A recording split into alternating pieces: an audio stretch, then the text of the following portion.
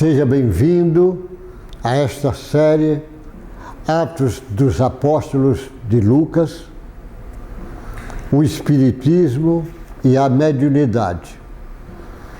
Eu escolhi essa junção, primeiro, que o Espiritismo é que vai explicar a mediunidade num entendimento científico e filosófico. A mediunidade sempre existiu, mas a partir do Allan Kardec é que ela começa a ser estudada, entendida. É tão verdade isto, que você pode pegar vários cientistas que estudaram isso, dizendo que foi a partir do Allan Kardec. E que a mediunidade é uma revolução, porque do jeito que Galileu, com a luneta, faz uma revolução em termos de compreensão do universo macrocosmo, entender esses mundos dos astros, do mesmo jeito que o microscópio, o Pasteur faz uma revolução estudando as bactérias, fungos e assim por diante, o Espiritismo, através da mediunidade, faz também um estudo imenso sobre esse mundo invisível que está em volta do homem que ele não sabia. Então, a mediunidade é uma luneta, é um microscópio, só que agora para estudar esse mundo invisível que sempre existiu, mas o homem não entendia. Então, a mediunidade sempre existiu. A partir do fenômeno Pentecoste, ela ficou a serviço do Cristo e para o Cristo. A partir do Allan Kardec, ele começa a entender. Se o homem não entende mediunidade, ele não pode fazer bom uso do que ele não entende. Mas é preciso ele entender e unir com a ética moral ensinada pelo Cristo para ela fazer bom uso. Senão nós vamos assistir um bocado de médios fazendo mau uso da mediunidade. Em todos os lugares, porque a mediunidade não pertence ao espiritismo. As religiões estão cheias de médios. As religiões é fenômeno mediúnico. Mas você vai ver, se ele não entende, vai se perder. Como nós estamos acostumados de ver, um número grande de perder. Se ele não tem conhecimento, não usa esse conhecimento na forma certa, vai dar transtorno. Então o Espiritismo traz esse leque de entendimento. E o livro Atos dos Apóstolos, na realidade, é um livro cheio de fenômeno mediúnico, porque aqueles cristãos primitivos, através da mediunidade, ele ia mostrando as possibilidades imensas do cristianismo para o povo. Trazia a mensagem do Cristo. Por isso que aqueles homens, de um modo geral, faziam muitas curas, faziam o que muitos chamam sinais e prodígios, chamam de milagres, porque na realidade fazia coisas que é perfeitamente entendido cientificamente hoje, através do conhecimento da mediunidade. Então, nesse capítulo hoje, que eu estou lendo, capítulo 16, do versículo 6, que o Lucas escreveu e o Ferreira traduziu na Bíblia atualizada, que é a que eu estou usando, a do Ferreira, porque é a que eu estou usando, porque os seus companheiros evangélicos que mais usam, estou usando ela de propósito. Então, nesta ele diz assim, a visão em Troade. Ele começa assim, no versículo 6.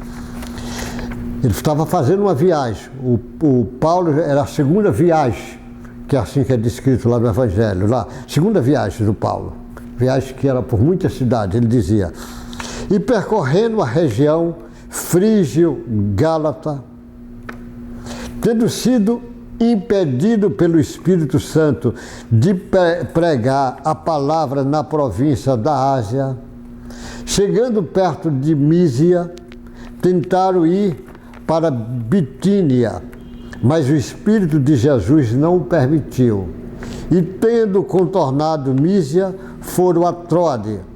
À noite, Paulo teve uma visão na qual um homem da Macedônia estava de pé e lhe rogava, dizendo, passe a Macedônia e ajude-nos. Assim que Paulo teve a visão, imediatamente procuramos partir para aquele destino concluído que Deus nos havia chamado para anunciar o Evangelho. Olha Para você poder entender. Ele diz que ele estava em Troade. Tinham percorrido uma região, Frígia e Gálata, região grande, tendo sido impedido pelo Espírito Santo de pregar a palavra na província da Ásia. Espírito Santo, ele recebia comunicação mediúnica. O Espírito se comunicava por eles. Era assim porque eram todos médios, e médios de grandes capacidades. Capacidade de materialização, de efeito físico, de vidência, de clarividência, de cura. Eles tinham todo tipo de mediunidade, todo tipo de sonhos oníricos, tinham todo tipo de mediunidade, que é estudado pelo Espiritismo muito bem. Então é o Espírito, numa comunicação mediúnica, ele usa o Espírito Santo, porque era o Espírito que se comunicava. Ele chama Espírito Santo a partir daquela comunicação da Santíssima Trindade que eles fizeram no concílio, que foi decidido, a palavra Espírito Santo ficou a partir daí. Aí fica Pai, Filho e Espírito Santo. Foi decidido no concílio, que normalmente as pessoas não dizem, mas é verdade, no concílio. Então o Espírito que diz para ele, foi impedido de pregar a palavra na província da Ásia. Ele foi impedido. Chegando perto de Mísia, tentaram ir para Bitínia, outra cidade, mas o Espírito de Jesus não o permitiu, ou seja, Jesus é que se comunica com eles. Naquele início existia muitas vezes comunicação de Jesus. Jesus apareceu muitas vezes para os discípulos. Não só foi aqueles 40 dias que ficou aparecendo. Muitos tiveram visão de Jesus depois dos 40 dias, depois que Jesus foi embora. O Paulo mesmo, quando teve aquela entrada de Damasco que aparece Jesus, apareceu para o Paulo, foi muito depois. O Jesus aparece lá para o Ananias dizendo, vai curar o Paulo. Jesus aparece para Pedro várias vezes, tem vários. Então Jesus aparece para um grupo que estava lá viajando, o Paulo e outros que ia viajar, principalmente viajava indo com Timóteo. Aparece e diz para ele, não permitiu. E tendo contornado Mísia, foram a Troade, essa cidade, a Troade, essa região. Olha como é interessante. Jesus aparece, o Espírito aparece para Paulo. Paulo tem uma época que ele queria ir levar para a Ásia. Já tinha entrado na Ásia Menor, o Paulo já tinha falado, já tinha ensinado em alguma cidade, mas ele queria fazer um grande trabalho lá na Ásia.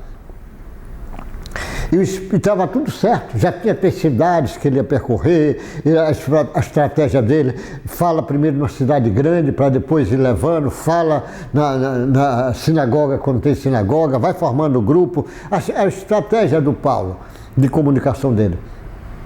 Mas o Espírito tinha aparecido para ele e disse, não é para você ir para a Ásia, é para você ir para a Europa. E ele estava tudo certo, e ele muda de rota, muda para a Europa. Muda para a Europa, por quê? Porque o que acontece?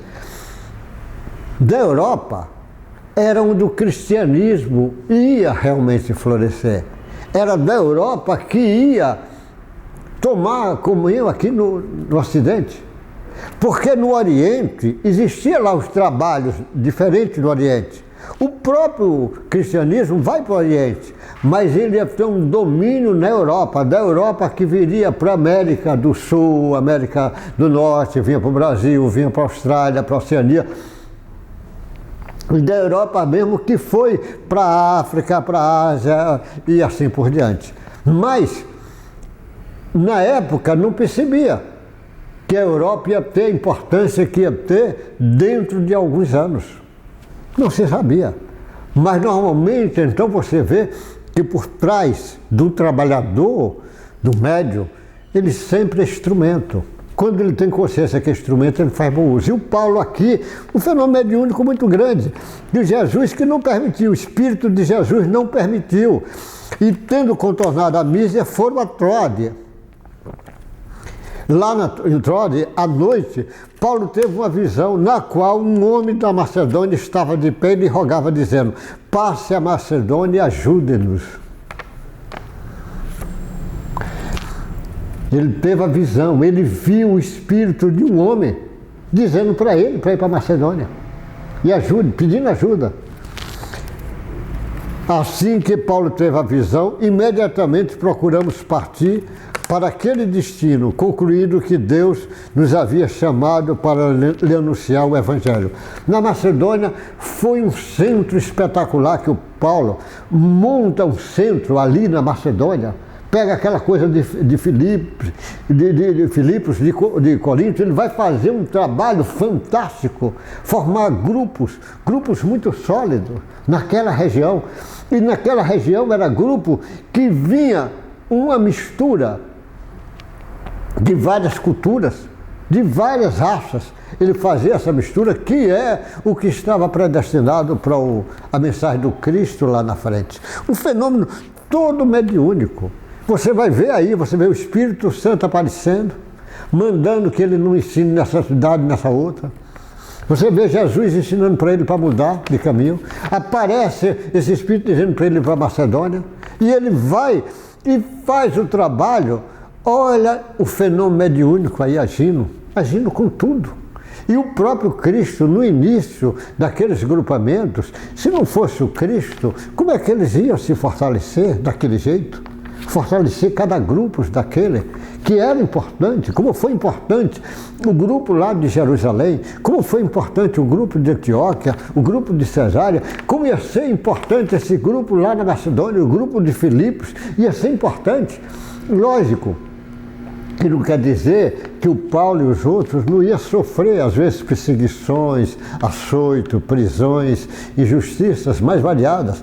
Açoitos não só com, às vezes, de madeira, de feixes de madeira, às vezes sangrando, fazendo humilhações mais variadas possíveis. Mas a mão de Deus estava com ele. O Mestre Jesus estava seguindo. A mesma coisa que o Espiritismo volta, o caminho do Espiritismo é a volta do cristianismo. Por isso que Jesus diz lá aos seus discípulos, quando reunido, ele diz: eu mandarei o Espírito da verdade relembrar tudo que eu tenho ensinado, o Consolador prometido, para relembrar tudo que eu tenho ensinado. O Espiritismo é a volta do cristianismo, é relembrando esse ensinamento de Jesus, agora sem os dogmas que foi criado pelas teologias. Ele volta para relembrar. Por isso que uma casa espírita é uma cópia daquelas casas cristãs primitivas, sobretudo a Casa do Caminho. Então nós temos que entender isso, compreender isso. Então o espírita, na realidade, ele é um cristão de verdade, mas é um cristão agora sem aquelas amarras teológicas. Libertado do mesmo jeito como Jesus veio, querer libertar o homem daquelas amarras teológicas da época do judaísmo. Nada de paramentos, de roupa, você vê que Jesus não usou paramentos, roupa, incenso, não batizou ninguém, não usou nada disso. Não usou vela, não tinha chefe, não existe nada disso. O Espiritismo traz isso de volta. E é por isso que o Espiritismo é o cristianismo redivivo. Por isso que você precisa, às vezes, conhecer esse trabalho, mas é muito mais fácil você conhecer se você conhece mediunidade. E a mediunidade pode ficar certo. Depois de Allan Kardec, é que ela toma um caminho científico, filosófico, para que melhor possa ser entendido. Meu irmão, muito obrigado pela consideração de você estar seguindo essa série. Até o próximo encontro. Deus lhe guarde e Deus lhe proteja.